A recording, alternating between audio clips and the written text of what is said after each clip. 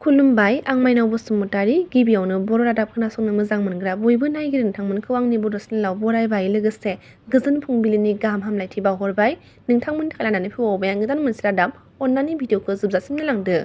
दिनैनि गिबि रादाबाव दङ मैया क'क्राझार जिल्ला सिंनि गसाइगाव महकुमानि सिङाव थानाय आसाम बंग सिमानि श्रीरामपुराव सिमुलताबु पुलिस बिफाना सेबनानै सिखावै लाबोनाय मासनि मोसौ हमनो हादों होनना मिथिना मोननाय जादों। जाथायनि सोमोन्दै मिथिनो मोननाय बायदिब्ला UK 18CA 7350 नाम्बारनि गंसे बर'र पिकआपआव भेनाव मैगं थाइगं लाबोनाय गारिखौ सिमुलताबु आउटपस्टनि पुलिसआ मोनसे हानजाया लाखियो। मिथिनो मोननाय बायदिब्ला गारिखौ लाखिनानै ड्राइभारा खारखोमा लाङो होनना मिथिनो मोन्दों। उननि समाव सिमुलताबु पुलिस बिफाना गारिखौ लाबोना नायबिजिरनायाव मैगं थाइगं लाबोनाय सिङाव मासनि मोसौखौ मोननो हादों आरो सिखावै लाबोनाय मोसौखौ गारिया सोनाब बंगनिफ्राय आसामथिंजाय फैगासिनो दङमोन होनना मिथिहोदों। लोगोसे बे जाथायजों सोमोन्दो थानाय सुबुंफोरखौ हमनो थाखाय सिमुलताबु पुलिस बिफाना संदानगासिनो दङ होननानैबो मिथिना मोननाय जादों। अयोध्यायाव श्रीराम मुसुखा फज'नायखौ लोब्बा लाखिनानै गसाइगावआव आहुति फुजा होदों होनना मिथिना मोननाय जादों। अयोध्यायाव श्रीरामनि मुसुखा फज'नायखौ लोब्बा लानानै गसाइगाव सदर सहरनि हाथाइसालियाव गसाइगाव बाजार कमिटिनि बानजायनायाव श्रीरामनि मुङाव आहुति फुजा खालामो।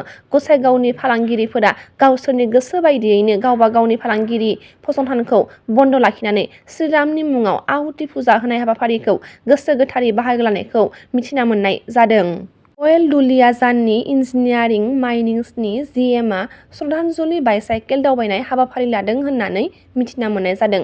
ग्लबेल वार्मिं आरो आबहावा थासारिनि सोलायनाय आरो जिबियारि फारागथिजों लोगोसे सुबुंफोरनि सायाव गोहोम गोग्लैनायनिफ्राय उदां जानो खेबसेल' बाहायनाय प्लास्टिकखौ नागारनानै आबाद मावनाय जैबिक हासार बाहायनो खावलायनानै डिब्रुगड़ जिल्लानि अइल इन्डिया दुलियाजाननि इन्जिनियारिं माइनिंसनि जेनेरेल मेनेजार रमेश चन्द्र दासआ श्रद्धांजलि बाइसाइकेल दावबायनाय हाबाफारिखौ लादों होनना खौरां मोननाय जादों। रन्जन दैमारिखौ मेगन मिसिबना जेलनिफ्राय उदां खालामनांगौ होननानै खौरां बिजोंनि गेजेरजों फोरमायथिदों आफ्रि दैमारिया।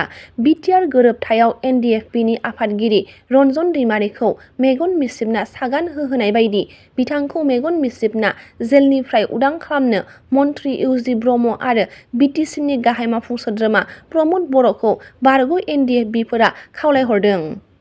अयोध्या राम मन्दिर बेखेवनाय फोरबोजों लोब्बा लाखिनानै बाइक आरो कारनि रेलि हाबाफारिखौ मावफुंदों। मैया चिरां जिल्लानि सिङाव थानाय रुनिखाता ओनसोलनि शिब मन्दिरनिफ्राय जागायनानै सान्थिपुरसिम बाइक आरो कारनि रेलि हाबाफारि खुंफुंदों। रुनिखाता ओनसोलनि हिन्दु सिबियारिफोरा बे हाबाफारियाव बेखेवगिरि गाहाय आलासि महरै बाहागो लाफैयो।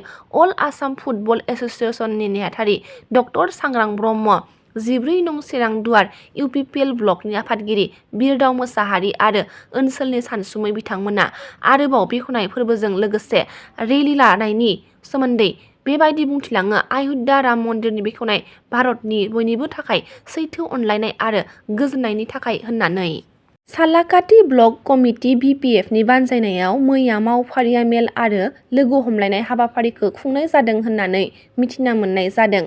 फैबाय थानाय लकसभा बिसायख'थिखौ नोजोर होनानै दासान्दि गुबुन गुबुन राजखान्थि दोलोफोरा दाब दाब जायगायाव राजखान्थियारि मेल खुंबाय थानाय बायदियैनो मैयाबो क'क्राझार जिल्लानि सालाकाटि बियाबनि सिङाव थानाय हालदलाव BPFनि दोलोनि मोनसे मावफारिया मेल आरो लोगो हमलायनाय हाबाफारिया जानानै थाङो होननानै मिथिना मोननाय जादों। मैया अयोध्यायाव राम मन्दिरखौ हादोरनि गाहाय मन्त्रि नरेन्द्र मदिया बेखेवनानै होबाय। बे हाबाफारियाव बलिउडनि गोबां फावखुंगुर-फावखुंग्रिफोरखौबो बाहागो लानायखौ नुनो मोननाय जादों।